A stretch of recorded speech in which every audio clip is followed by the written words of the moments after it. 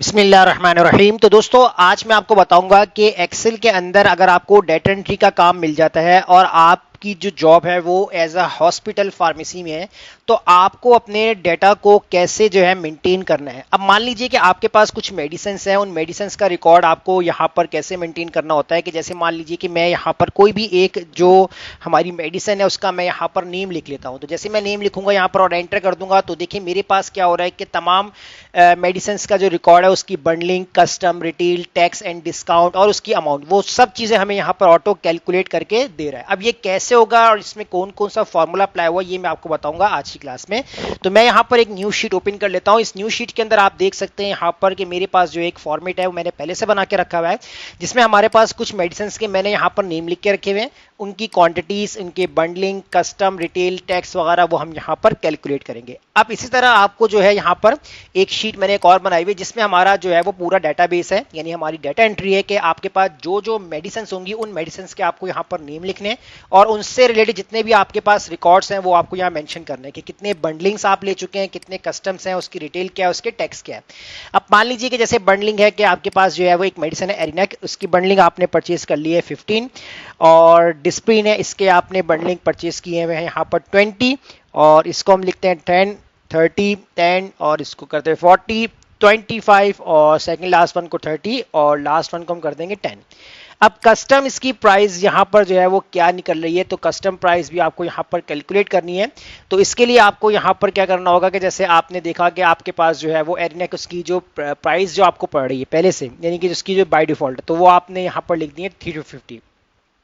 इस तरह अगर आप यहाँ पर डिस्प्लिन देखते हैं तो ये आपने लिखा है यहाँ पर 210, इसको आपने कर दिया 200, 360, 185। अभी मैं फिलहाल जो अपने पास से लिख रहा हूँ, तो जो एक्चुअल होगी वही आपको यहाँ पर जो है वो आपको एंट्री करके मेंशन करना है। इसको हम लिख दिया 50 कर दिया, इसको कर दिया 120 कर दिया, और इसके बाद हमने इसको कर दिया 360। अब रिटेल के अंदर आते हैं यहाँ पर। अब रिटेल के लिए आपको क्या करना है कि आप जब कोई भी मेडिसिन आपने स्टार्टिंग में देखा कि उसकी प्राइस क्या थी, कस्टम प्राइस उस पर लगी हुई थी 350, अब रिटेल प्राइस उसकी क्या हो जाएगी, तो इसके लिए आपको यहाँ पर इक्वल लगाना है। और यहाँ पर जो है मैं राउंड का फॉर्मूला यूज करता हूँ। राउंड का फॉर्मूला इसलिए यूज कर रहा हूँ क्योंकि जब मेरे पास आंसर अगर पॉइंट में आएगा तो उसको राउंड फिगर कर देगा। तो एक ब्रैकेट ओपन कर लेंगे, एक और ब्रैकेट हम यहाँ पर ओपन कर लेंगे। उसके बाद सबसे पहले आपको यहाँ पर आपके जो कस्टम वाले सेल है इसको आपने सेलेक्ट कर लेना है और मल्टीप्लाई कर देंगे। कितना आप परसेंट आप लगाना चाह रहे हैं, परसेंट के हिसाब से लगाना तो वो भी लगा सकते हैं। तो जैसे मैं यहाँ पर जो है वो 20% के हिसाब से लगा लेता हूँ। उसके बाद यहाँ पर ब्रैकेट क्लोज करता हूँ। क्लोज करने के बाद प्लस करवा दूंगा। अब प्लस किसको कराऊंगा, यहाँ पर मैं दोबारा से अपने कस्टम, यानी कि 20% तो आ जाएगा 350 का, लेकिन उस परसेंटेज के अंदर आपकी जो कस्टम प्राइस है वो ऐड हो जाए तो टोटल आपके पास अमाउंट आ जाएगी। उसके बाद आप यहाँ पर कॉमा लगा देंगे। कॉमा लगाने के बाद नंबर डिजिट यहाँ पर आपने 0 लगाना है और ब्रैकेट आपने क्लोज करके एंटर कर देना है। तो ये देखिए ये जो आपकी प्राइस है वो यहाँ पर कैलकुलेट होके आ चुकी है। तो यहाँ पर हम देख सकते हैं, अच्छा यहाँ पर हमने एक काम किया 20 की जगह परसेंटेज लगाना है, तो परसेंट हम यहाँ पर लगा लेते हैं, परसेंट लगाना हम भूल गए थे। तो अब यहाँ पर एंटर करते हैं तो ये देखिए ये आपकी आ गई रिटेल प्राइस, यानी 350 आपको स्टार्टिंग थी, इनिशियल प्राइस थी। तो अब यहाँ परसेंटेज के हिसाब से जो है रिटेल आपकी प्राइस क्या बन गई 420। तो इसको आप कर देंगे ड्रैग। जैसे ड्रैग करेंगे अब यहाँ बात करेंगे टैक्स की कि कितना परसेंट जो है वो टैक्स लग रहा है। तो मैं यहाँ पर जो है वो 3% टैक्स लगा लेता हूँ। तो कंट्रोल सी कॉपी करता हूँ और इसी सेल के साथ मैं नीचे तक सिलेक्ट करूंगा, कंट्रोल डी प्रेस कर दूंगा, तो आपके पास हर मेडिसिन के ऊपर जो है वो 3% का जो है वो टैक्स ऐड हो रहा है। अब ये तो हमारा सेकंड शीट का जो रिकॉर्ड था जिसके अंदर हमने अपनी डेटा एंट्री को यहाँ पर मेंटेन करके रखा है। अब वापस से हम आ जाएंगे शीट नंबर 3 पे आ जाएंगे। अब शीट नंबर 3 पे आएंगे यहाँ पर। अब देखिए यहाँ पर मेरे पास जो है वो डिस्क्रिप्शन के अंदर मेडिसिन के नेम लिखे। अब पहले काम हम यहाँ पर क्या कर लेते हैं कि हमारी क्वांटिटीज हैं वो आपको यहाँ मेंशन करनी है कि कितनी कितनी क्वांटिटीज जो है वो सेल आउट हो रही, तो उसको आप यहाँ मेंशन कर ले। जैसे आपने 60 लिखा, 50 कर दिया, 20 कर दिया, 80 कर दिया, और इसको कर दिया 60, 25, और सेकंड लास्ट वन को हम कर देंगे यहाँ पर 55, और लास्ट वन को हम कर देंगे यहाँ पर 30। अब बंडलिंग की बात आती है, तो बंडलिंग के अंदर आपको यहाँ पर क्या करना है, तो यहाँ पर जो है वो आपको फॉर्मूला यूज करना है क्योंकि बंडलिंग का रिकॉर्ड जो है वो आपके पास सेकंड शीट के अंदर है। तो यहाँ से हम डाटा लेकर आएंगे यहाँ पर। तो इसके लिए आपको पहले लगाना इक्वल और इफ का फॉर्मूला लगाएंगे। अब इफ का फॉर्मूला इसलिए लगा रहा हूँ क्योंकि हमारे पास जब तक रिकॉर्ड में कुछ लिखा हुआ ना हो तो एरर भी नहीं है। तो इसलिए मैं यहाँ पर एक कंडीशन बनाता हूँ कि अगर आपके पास ये वाला सेल बराबर होता है, किस इसके बराबर होगा, ब्लैंक के, तो मैं यहाँ पर double quotation open, double quotation close, comma, तो आपके पास क्या आ जाए, आपके पास ब्लैंक ही आ जाए, कॉमा। तो यहाँ पर मैं क्या करता हूँ, इस B9 को फ्रीज करता हूँ F4 से। वन टाइम आपने F4 प्रेस किया, सेकंड टाइम आपने F4 प्रेस किया, थर्ड टाइम आपने F4 प्रेस करना है। उसके बाद आपने जो है वो यहाँ पर ट्रू वैल्यू भी दे दिया। अब फॉल्स वैल्यू के अंदर आपको यहाँ पर वी लुकअप का फॉर्मूला यूज करना है। तो लुकअप वैल्यू के अंदर आपने इसी सेल को सेलेक्ट करना है, और सेल को सेलेक्ट करने के बाद आपने यहाँ पर भी इसको F4 से फ्रीज करना है 3 टाइम, 1 2 3, 3 टाइम आपने यहाँ पर फ्रीज किया, कॉमा लगा दिया। टेबल एरे पूछ रहे हैं, तो टेबल एरे के लिए आपको जाना होगा सेकंड शीट में। सेकंड शीट पे जाएंगे और यहाँ से जो है वो कंप्लीट अपना टेबल एरे सेलेक्ट कर लेंगे, और इसी टॉप पर आपने फॉर्मूला बार के ऊपर क्लिक करना है। और क्लिक करने के बाद जो है आप चाहे तो इसको फ्रीज भी कर सकते हैं F4 से। तो आप यहाँ पर फिलहाल अभी कॉमा लगा दीजिए, कॉमा लगा देते हैं। और इसके बाद जो है यहाँ पर हम क्या करते हैं, यहाँ पर कॉलम का फॉर्मूला अप्लाई कर लेते हैं। तो क्योंकि हमने कॉलम इंडेक्स पे भी करना है टेबल एरे के बाद, तो कॉलम इंडेक्स की जगह मैं यहाँ पर जो है वो कॉलम का फॉर्मूला अप्लाई कर लेता हूँ। और रेफरेंस के लिए आपको जो है दोबारा से अपनी प्रीवियस शीट में जाना होगा। तो मैं यहाँ पर शीट 3 पे क्लिक कर लेता हूँ, और यहाँ पर मैं इसी डिस्क्रिप्शन वाले सेल को सेलेक्ट कर लूँगा। यहाँ पर आप देख सकते हैं फॉर्मूला बार के अंदर, और आप चाहें तो इसमें से शीट 3 का जो है नाम हटा सकते हैं, क्योंकि आप उसी शीट के ऊपर मौजूद हैं। और इसके बाद आपको जो है यहाँ पर ब्रैकेट क्लोज कर लेना है, कॉमा एग्जैक्ट मैच के लिए 0 लगा देंगे और ब्रैकेट क्लोज कर देंगे, और इसको आपने जो है वो फ्रीज कर देना है। ये वैल्यू सेलेक्ट करेंगे और इसको F4 से आपने फ्रीज करना है। अब आप यहाँ पर कर देंगे इंटर। जैसे आप इंटर करेंगे तो देखिए आपके पास बंडलिंग का रिकॉर्ड आ चुका है।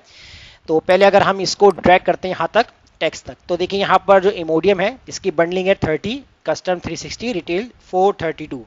तो इसको आप चेक कर सकते हैं इमोडियम के जहाँ पर 30, 360, 432। तो ये आपके पास एक्चुअल रिकॉर्ड आ रहा है। अब यहाँ %3 आ रहा है, तो यहाँ पर अभी 0.03 आ रहा है आपके पास। तो आपने करना ये है कि इस सेल को सेलेक्ट कर लीजिएगा। पहले हम क्या करते हैं, इस फॉर्मूले को करते हैं ड्रैग, और अब ये जो वैल्यूज है टेक्स्ट वाली, इसको सेलेक्ट करके आपने परसेंटेज में चेंज कर देना है। तो अब ये आपके पास आ चुका है एक्यूरेट रिकॉर्ड। अब डिस्काउंट की बात करते हैं कि डिस्काउंट कितना आप जो है वो डिस्काउंट दे रहे हैं मेडिसिन के ऊपर। तो आपने इक्वल लगाना है यहाँ पर, और जो आपकी रिटेल प्राइस है इसको आपने यहाँ पर मल्टीप्लाई करवा दिया। अब जैसे मैं दे रहा हूँ 5%, तो 5% के साथ आपने इसको एंटर कर देना है। तो देखिए यहाँ पर आपके पास डिस्काउंट कैलकुलेट होकर आ जाएगा। इसको आपने ड्रैग करना है। अब नेक्स्ट जो है वो आपके पास है आपकी अमाउंट। अब अमाउंट को आपने यहाँ पर कैसे कैलकुलेट करना है, तो मैं यहाँ पर इक्वल लगाता हूँ। इक्वल लगाने के बाद सबसे पहले मैं एक ब्रैकेट ओपन करूंगा और 2 ब्रैकेट ओपन कर लूंगा। तो सबसे पहले जो है यहाँ पर आपको जो सेल सेलेक्ट करना है वो आपका रिटेल प्राइस है, वो आपको यहाँ पर सेलेक्ट करना है। तो रिटेल प्राइस को आपने सेलेक्ट करना है, इसको आपने डिवाइड कर देना है। अब डिवाइड कर देंगे आप यहाँ पर बंडलिंग से, तो बंडलिंग से आपने डिवाइड कर देना है, और इसके बाद आपको एक ब्रैकेट क्लोज करना है। फिर इसके बाद आप मल्टीप्लाई करेंगे, और मल्टीप्लाई करने के बाद आपको यहाँ पर कंडीशन बनानी है। तो आप यहाँ पर जो है जो आपकी क्वांटिटी है इसको आपने माइनस कर देना है। अब माइनस किसके साथ करना है यहाँ पर आपने, तो ये जो आपके पास डिस्काउंट है इसके साथ आपने इसको माइनस कर देना है, और अब यहाँ पर जो है वो आपने ब्रैकेट क्लोज कर लेना है। फिर इसके बाद आपको यहाँ पर मल्टीप्लाई लगाना है।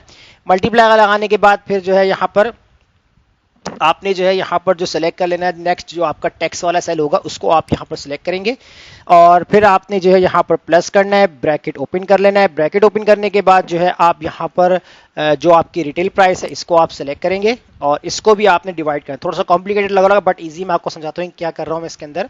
तो इसके बाद जो है आपने यहाँ पर जो है वो डिवाइड कर देना है। जो आपका रिटेल प्राइस होगा इसको आपने जो डिवाइड करना है आपकी बंडलिंग के साथ, आपने कर दिया डिवाइड, इसको ब्रैकेट क्लोज, मल्टीप्लाई कर देंगे दोबारा से। जो है वो आपने यहाँ पर अपने क्वांटिटी वाले सेल को माइनस करवा देना। किसके साथ आपको माइनस करवाना है, तो जैसे अपनी प्रीवियस कंडीशन बनाई थी तो वो आपने यहाँ पर डिस्काउंट के साथ इसको माइनस करवा देना है। तो बस ये आपको एक फॉर्मूला अप्लाई करना है।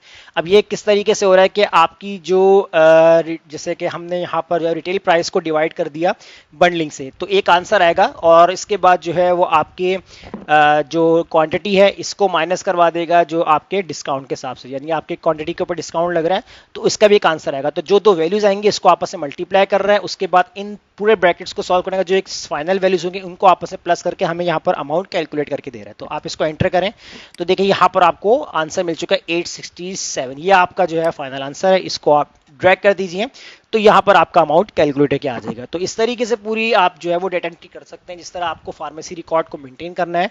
तो आप उम्मीद करता हूँ आपको ये क्लास समझ में आई गई होगी। तो कोई प्रॉब्लम हो तो कमेंट में लाजमी बता दीजिएगा, और इसके अलावा इस क्लास की प्रैक्टिस कीजिए। मुझे इजाज़त दीजिए, अल्लाह हाफिज़।